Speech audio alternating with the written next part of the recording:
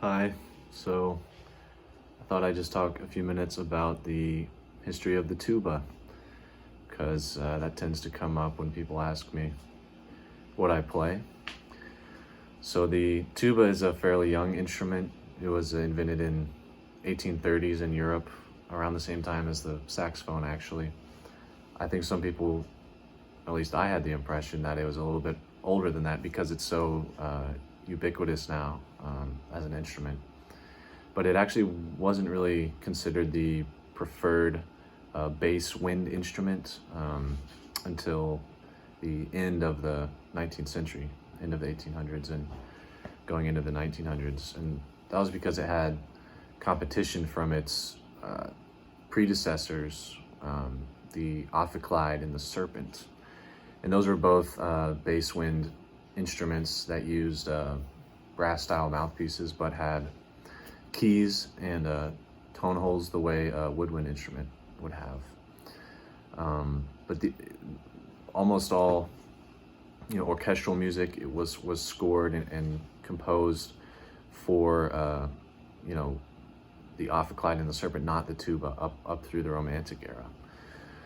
But what drew instrumentalists and composers to the tuba was the fact that it could take advantage of the newly developing piston valve systems that were proliferating in Europe at the time.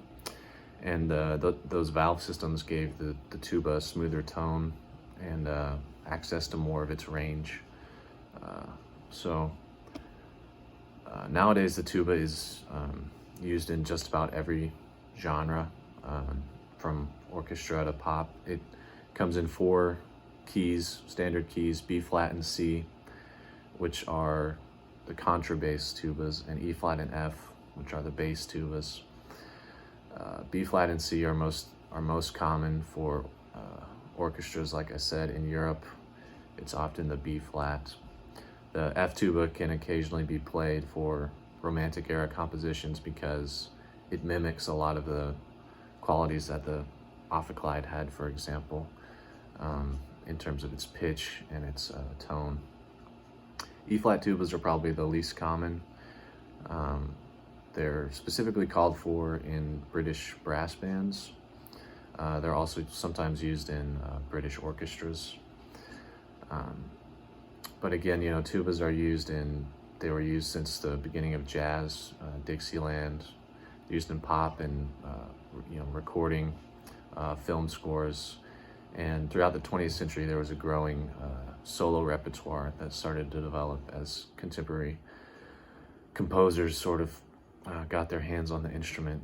So, the tuba's in a real golden age at this point, and I'm happy to be able to participate in that as a tuba player.